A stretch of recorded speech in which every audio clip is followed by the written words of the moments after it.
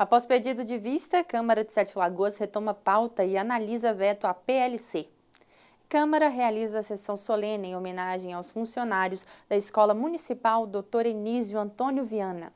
Essas e outras notícias você confere agora no Jornal da Cidade, que está começando.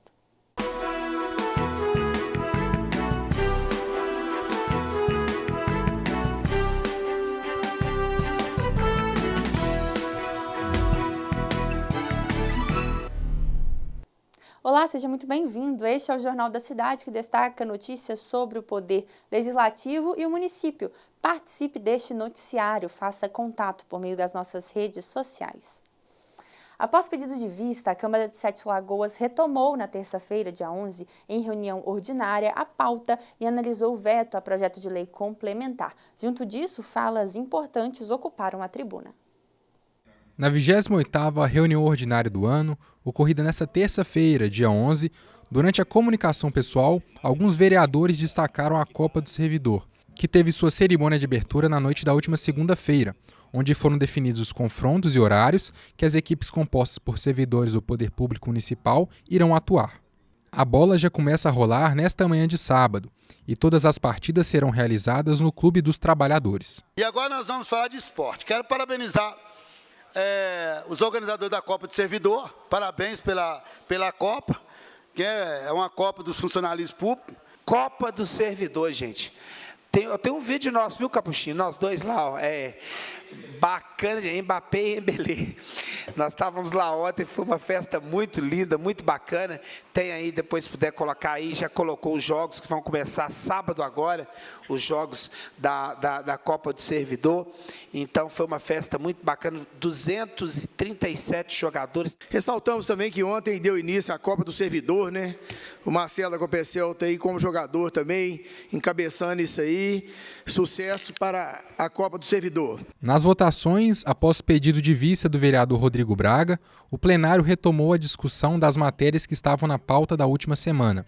Assim, foi aprovado o veto parcial do Poder Executivo ao projeto de lei ordinária número 1048 de 2025, da vereadora Heloísa Frois, que dispõe sobre a proibição da soltura de balões ou bexigas nas áreas de proteção ambiental, APAS, no município de Sete Lagoas. Sendo autora do projeto, eu quero dizer que eu concordo com o veto, haja vista que está alterando única e exclusivamente a multa que eu tinha colocado aqui para, na elaboração do projeto, trocando por um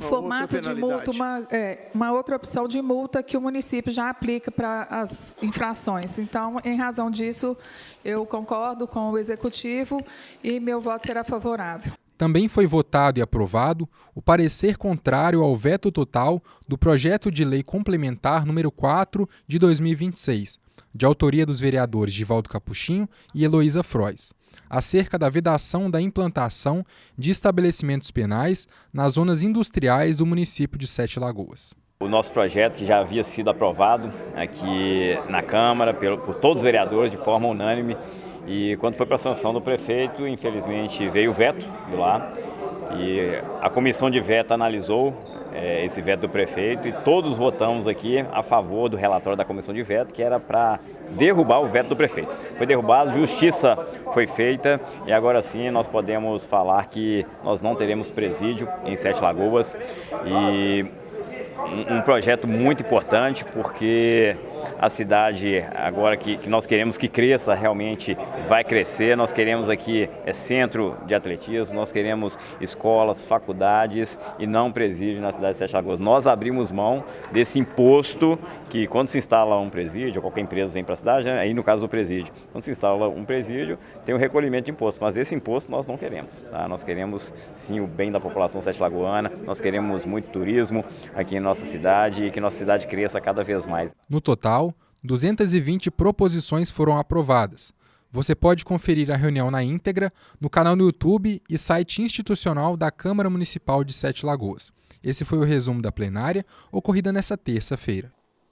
E a Câmara de Sete Lagoas realiza hoje, às 7 horas da noite, a solenidade de encerramento da legislatura 2025-2026 do Parlamento Jovem. O evento acontece no plenário deputado Wilson Tanuri. Ao longo da legislatura, os jovens tiveram a oportunidade de conhecer de perto o funcionamento do legislativo, participar de debates e transformar demandas da comunidade em propostas. Um dos principais resultados dessa edição foi a aprovação de 30 proposições elaboradas pelos jovens e aprovadas em reunião ordinária na 20ª reunião ordinária em junho deste ano. As propostas contemplam temas como educação, meio ambiente, saúde, cultura, esporte, inovação e inclusão social. A iniciativa busca estimular o protagonismo juvenil, ampliar a compreensão sobre a política e fortalecer a participação dos estudantes na construção de uma sociedade mais consciente e participativa. Mais do que marcar o fim das atividades, a solenidade desta quarta-feira será uma celebração da trajetória construída pelos participantes ao longo da legislatura 2025-2026. A solenidade será transmitida ao vivo e, caso você não possa prestigiar presencialmente, acompanhe aqui pela TV Câmara, também pela Rádio Câmara 103.5 FM ou pelo YouTube. Falando ainda de Câmara Municipal, a Casa Legislativa foi palco na última segunda-feira, dia 11, de uma homenagem aos profissionais da Escola Municipal Dr. Enísio Antônio Viana. Professores, servidores e demais funcionários da instituição receberam moções de congratulação pelo trabalho desenvolvido na educação pública do município. O plenário da Câmara Municipal teve uma noite de reconhecimento e gratidão. A sessão solene reuniu professores, diretores, servidores administrativos e equipes de apoio da Escola Municipal Dr. Enísio Antônio Viana. A homenagem foi proposta pelo vereador Heraldo da Saúde, que foi vigia e auxiliar de secretaria na unidade escolar. É uma história muito linda. Eu sou funcionário dessa escola desde quando iniciou, quando nós inauguramos lá. Então é uma convivência com essa escola já há muitos anos. E eu não poderia deixar de fazer essa sessão solene, né? Essa congratulação para os funcionários de lá. É o respeito, o carinho que eu tenho com todos, né? E quando a gente trata bem as nossas professoras, os nossos funcionários, né? Nós estamos tratando bem a nossa comunidade, porque é eles que cuidam da comunidade, que cuidam da criança das comunidades, né? Mais do que um reconhecimento formal, a solenidade jogou luz sobre histórias de vidas dedicadas à educação. Trabalhos que muitas vezes passam despercebidos porque observa a escola apenas pela sala de aula, mas que são essenciais para o funcionamento de toda a unidade. É uma gratificação imensa, porque isso aí valoriza cada um dos funcionários da escola. Então foi tão gratificante para cada um ver o rostinho feliz de cada um deles aqui. Só tenho que agradecer ao vereador Heraldo, agradecer a Deus por essa parceria que ele fez com a gente. Nós temos um carinho muito grande por Heraldo, sabemos que ele tem um carinho muito grande pela escola Dr. Enísio, né? Porque ele trabalhou conosco, ele é do bairro, né? Então para nós é uma alegria imensa. O vereador Heraldo da Saúde lembrou do início da trajetória como parlamentar, que foi incentivada quando ainda era funcionário da escola e valorizou a oportunidade de homenagear uma instituição tão importante. De repente a minha vida mudou e eu virei um vereador. E como vereador eu tive essa oportunidade de estar fazendo essas moções de agradecimento a todos os funcionários da Escola Dr. Enísio Antônio Viana, né? Então, essa missão que Deus me deu, eu não sei até quando, mas enquanto eu estiver firme, eu vou estar trabalhando, estou cumprindo a minha missão que eu fiz perante nosso Senhor Jesus Cristo. A sessão solene foi transmitida ao vivo e pode ser revista na íntegra no canal da Câmara de Sete Lagoas no YouTube e no portal do Legislativo Municipal. E vamos conferir agora a previsão do tempo para amanhã em Sete Lagoas, que indica um dia de sol entre algumas nuvens e sem previsão de chuva. As temperaturas ficam entre uma mínima de 15 graus Celsius e máxima de 30 graus Celsius. No próximo bloco, o Dia Nacional da Saúde reforça a importância da prevenção e do autocuidado.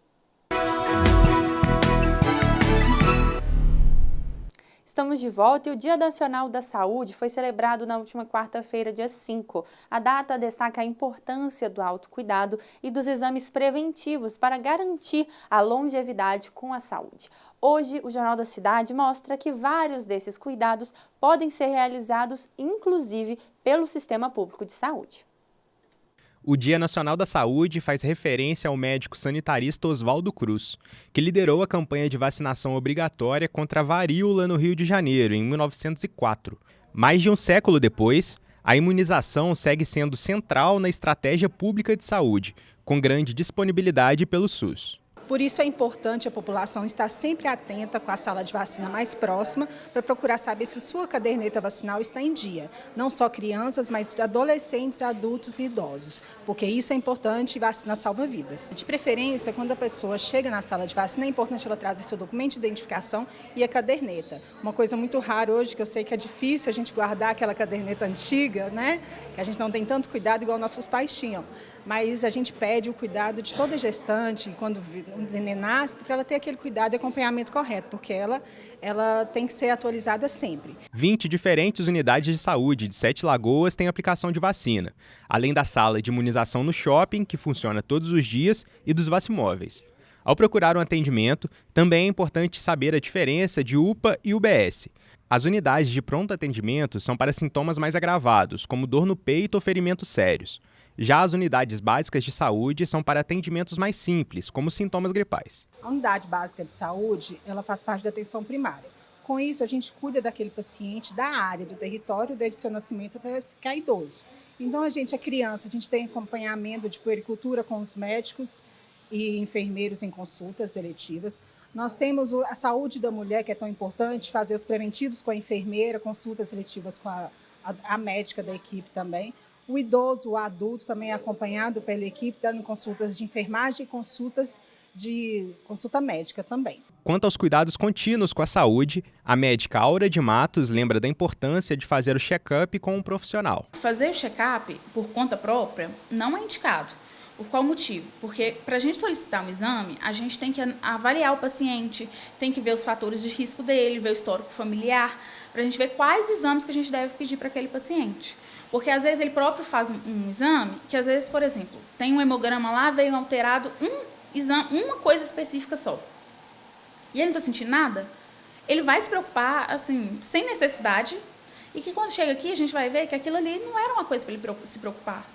A médica aponta a atividade física e a alimentação saudável como 2 dos principais fatores para se manter uma boa qualidade de vida.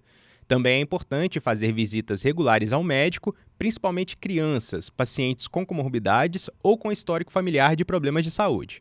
Mas mesmo aqueles que não tenham fatores de risco devem reservar um momento para fazer exames de rotina. Se a pessoa não tem nenhum problema de saúde, jovem, tudo, vamos vir também. Não necessariamente você vai vir aqui, a gente vai pedir um exame de sangue, alguma coisa, não. Às vezes, igual eu falei, o melhor check-up que tem é o exame físico, a gente tocar o paciente. É com isso que a gente vai dar o diagnóstico para ele.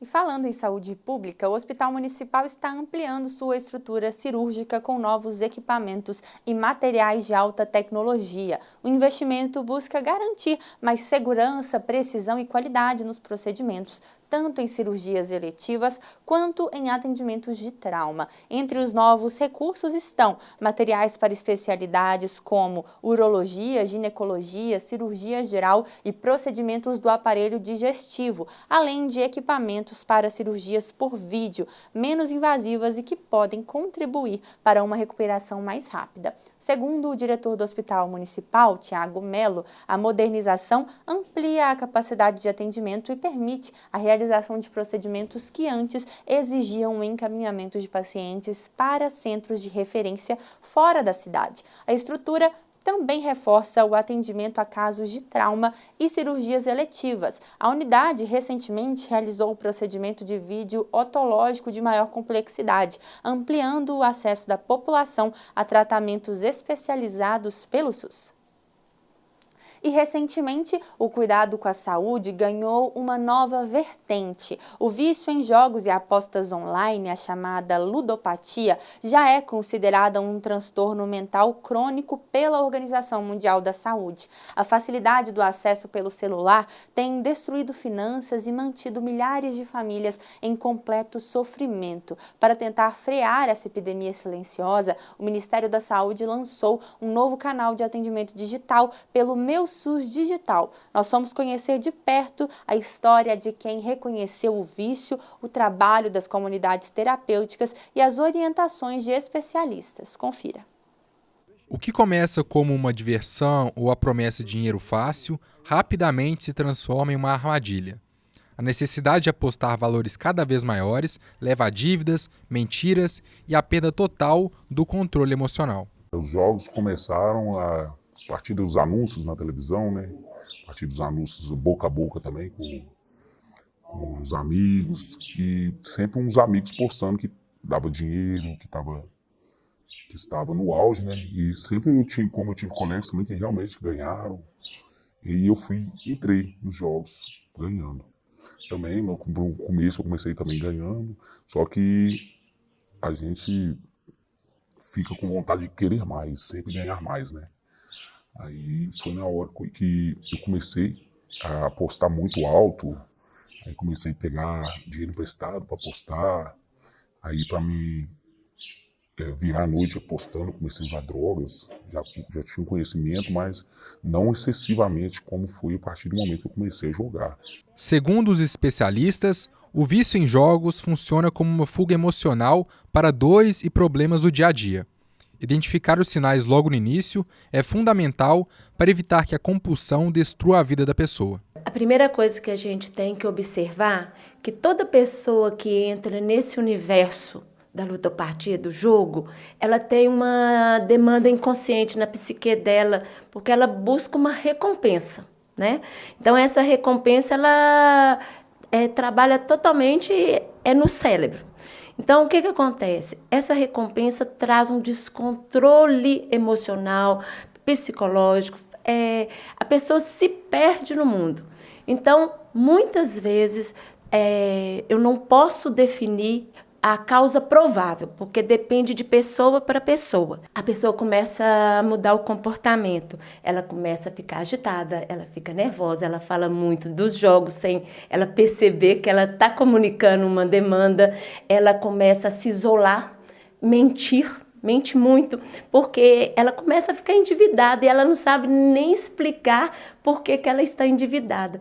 Diferente de uma internação compulsória, o trabalho nas comunidades terapêuticas exige algo essencial: a vontade do próprio paciente em querer mudar de vida e permanecer no tratamento. Quando toma essa decisão de mudança, né, a gente deixa bem claro que aqui é uma comunidade voluntária, tá? A pessoa não é obrigada a ficar, mas sim entender que é uma pessoa doente e precisa desse tempo, né, desse refúgio aqui, desse tratamento do tripé, para sair um novo homem lá fora. Né? É isso que a gente apresenta. Mas muitas das vezes, quando pensa em desistir, a gente conversa bastante, a gente explica, mostra a realidade, e muitos continuam aqui. Muitos continuam, criam uma nova vida, né? Um novo jeito de fazer esse tratamento aqui, que é só agradecer a Deus mesmo. Reconhecer o problema e vencer a vergonha de pedir ajuda é o passo mais difícil. E para ampliar o acesso à assistência médica e psicológica, novas ferramentas estão sendo disponibilizadas para a população. Admitir que tem um vício é muito difícil, porque vício é sinônimo de fracasso. Né? Muitas vezes a pessoa se sente envergonhada, ela se sente perdedora. Então, como é que ela vai admitir isso? Então, muitas vezes a família também não quer admitir que o seu membro tem um problema. E ela tenta muitas vezes sair daquilo sozinha, mas a gente sabe que sozinha a pessoa não consegue. Ela precisa de um grupo de apoio. Então, é um grupo familiar, é um grupo de apoio em relação a jogos, é uma terapia e, principalmente, dependendo do grau, ela precisa de medicação. Então, tem que ser com o psiquiatra. Sobre a internação, o difícil foi a aceitação, né? Aceitação é o primeiro processo, que é muito importante aqui, a gente tem que ter aceitação. Só que você, quando está nos jogos, na drogadição, você fica cego isso. Muitos oferecem ajuda, só que como você ainda não está, você está cego sobre esses jogos. A primeira coisa, a aceitação foi, eu vendi o telefone, aí eu fiquei sem telefone, sem nada, aí não tinha jeito mais de ter jogo, pegava o telefone dos outros para me jogar, entrava nos meus aplicativos, através do telefone dos outros, mas a aceitação foi quando eu vi que já não tinha perdido o amor da família, já ninguém mais quer ficar perto de você. O Ministério da Saúde passou a oferecer atendimento psicológico gratuito e remoto pelo aplicativo Meu SUS Digital, com consultas semanais também para os familiares. Uma rede de apoio que reforça que ninguém precisa enfrentar o vício sozinho. E uma mensagem que eu deixo para todo mundo que é, a partir do momento que você não jogue, você nem baixa o aplicativo, porque toda vez que você vai ver ele lá, você vai querer jogar. É uma coisa que você tem que esquecer. E a gente não esquece isso sem procurar uma ajuda, pedir uma ajuda à pessoa, um amigo próximo, todo mundo conhece. Não tem que fazer má uso, pessoa procura sua família, procura pessoas mais próximas que ainda lutam por você, uma ajuda que eu acredito que tem jeito. A seguir, as últimas notícias do esporte. Estamos de volta e agora o esporte. Copa do Brasil vai ter Clássico Mineiro nas quartas. Atlético e Cruzeiro jogam em competições continentais e Democrata abre final do módulo 2. Isso tudo com Gabriel Silva.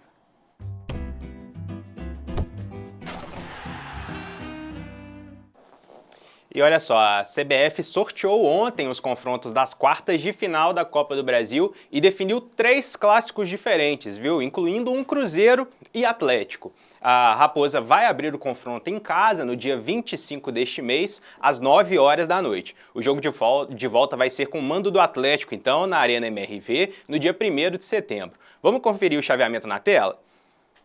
O primeiro confronto sorteado ontem foi já o primeiro clássico, né? Grêmio e Internacional, Cruzeiro e Atlético Mineiro, Vasco e Vitória, o único confronto então que foi uma exceção, né? Todos os outros 3 são clássicos, tirando Vasco e Vitória, e Palmeiras e Santos, clássico paulista. Então, a coincidência, né? Primeiro que em ordem alfabética já dá esses confrontos, né? Primeiro o Atlético, depois o Cruzeiro, Grêmio e Inter, só a ordem alfabética dos nomes dos times ali já daria esse confronto. E a outra coincidência é que todos os 3 clássicos possíveis, então, vão ter nessa fase. E ontem também foi sorteado os mandos de campo. Vamos para a próxima tela, então, os mandos de campo definidos. As equipes que estão do lado esquerdo aqui vão jogar o primeiro jogo em casa. Então, o Internacional abre confronto contra o Grêmio dentro de casa, no Beira-Rio, e o Grêmio tem essa vantagem de decidir em casa. Cruzeiro e Atlético Mineiro, ao contrário do que aconteceu nas quartas de final da Copa do Brasil do ano passado, o Cruzeiro vai jogar o primeiro confronto em casa dessa vez, né? No ano passado o Cruzeiro decidiu no Mineirão, dessa vez vai decidir na Arena MRV contra o Atlético. Vasco da Gama e Vitória, o Vasco abre dentro de casa, o Vitória, e aí é importante que o Vitória tem tido o Barradão como um aliado, né, nessa Copa do Brasil, passou do Flamengo no Barradão, na última fase também conseguiu a classificação sobre o Atlético Paranaense no Barradão, e dessa vez, mais uma vez, vai decidir em casa. Palmeiras e Santos, Palmeiras joga o primeiro jogo em casa, e o Santos joga o segundo confronto em casa, decide em casa então. Hoje o Cruzeiro abre o confronto com o Flamengo, né? Estava falando de Flamengo ontem, que foi eliminado contra o Vitória na Copa do Brasil. O Flamengo ainda está vivo na Libertadores. Hoje joga contra o Cruzeiro pelas 8ª de final da Copa Libertadores, então. Às 9h30 da noite, a Raposa recebe o rubro-negro no Mineirão. Na primeira fase, o Cruzeiro foi o vice-líder do Grupo D. Já o Flamengo liderou o Grupo A. E por ter tido a melhor campanha na fase de grupos, o time carioca vai decidir um confronto em casa na semana que vem. Depois do jogo do final de semana contra o Mirassol, o técnico do Cruzeiro, Arthur Jorge, falou sobre a evolução da Raposa na temporada. Vamos conferir. Olha, nós temos sempre a expectativa de fazermos um bom trabalho e um trabalho sempre de crescimento constante e, portanto, ambicionamos o melhor. Às vezes isso não aparece ou não chega, mas nós temos naturalmente a consciência de que falta muito caminho pela frente ainda em qualquer uma das 3 competições. Como disse, cada uma delas tem sido olhada com a mesma determinação e ambição para podermos hoje estar nas quartas da Copa Brasil, para terminarmos hoje em 5º lugar, creio, o campeonato do Brasileirão, e podermos agora começar a pensar então no Flamengo, este jogo importantíssimo para a Copa Libertadores. Mas é um caminho que nós fazemos de processo e de continuidade. Nós não podemos estar a imaginar ou a perspectivar um jogo daqui a um mês e o que vamos fazer para chegar bem lá. Nós precisamos é de ganhar constantemente. E eu digo sempre isto, que ganhar, e a equipa que não se cansa de ganhar será sempre muito mais capaz, porque vai ganhando, vai disfarçando o cansaço, vai estando mais preparada, vai estando motivada, vai estando intensa naquilo que é os seus momentos de jogo. Estou satisfeito naturalmente, não posso dizer o contrário, mas há um longo trabalho ainda e caminho a percorrer e que nós queremos estar preparados, portanto, precisamos de tudo e todos para continuar este trabalho que estamos a fazer.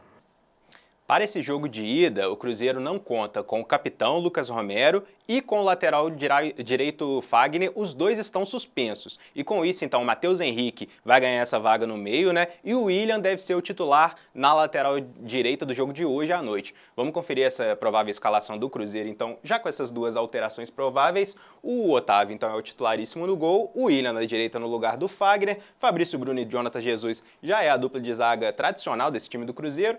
Gabriel Rojas, que é o novo lateral esquerdo titular depois da saída do Kaique nesse meio de temporada. Mateuzinho, então, fazendo essa dupla de volantes com o Gerson. Matheus Pereira, o camisa 10, titularíssimo.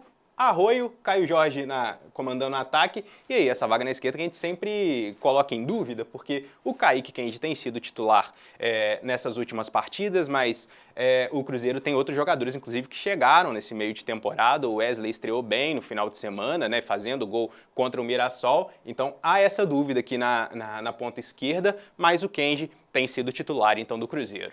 E hoje também tem jogo do Galo. Às 7 horas da noite, o Atlético visita o Bragantino pela partida de ida das oitavas da Copa Sul-Americana, né, a outra competição continental. O time de Bragança Paulista teve que passar pela fase de playoffs, quando eliminou o Sporting Cristal do Peru. Já o Galo passou em primeiro na fase de grupos e, com isso, como conseguiu a primeira colocação, o Atlético foi direto para as oitavas de final. Em coletiva, após o jogo do final de semana pelo Brasileirão, o técnico Eduardo Domingues projetou a primeira partida contra o Bragantino. Vamos ver. É conversar, é ter confiança do que fazemos.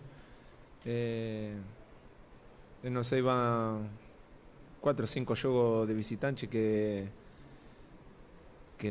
o time tem oportunidade de ter pontos.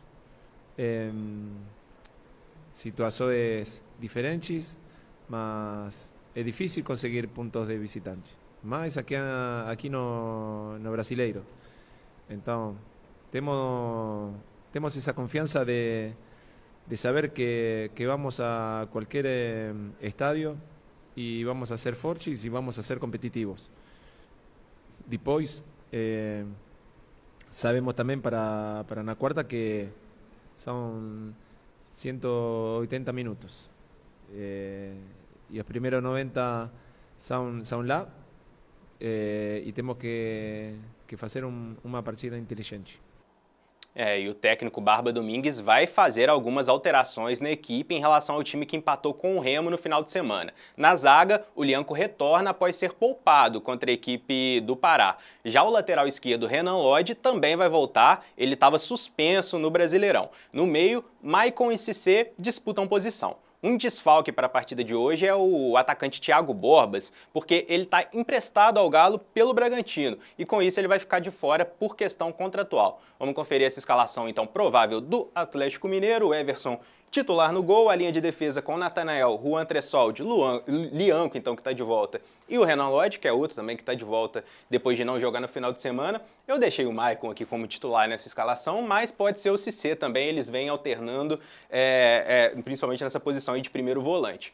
E o Alan Franco é a dupla, esse praticamente certeza. A linha de frente com Tomás Coelho, Vitor Hugo e Bernard. No comando de ataque é o Matheus Cassierra. E aí o Thiago Borbas tinha essa questão, né? Ele está emprestado pelo Bragantino. O Atlético poderia conseguir a liberação dele se pagasse uma taxa ali, um valor para o Bragantino, mas o Galo preferiu não se comprometer financeiramente com isso. Então o Thiago Borbas, que vinha sendo reserva nas últimas partidas, dessa vez não será opção para o técnico Barba Domingues.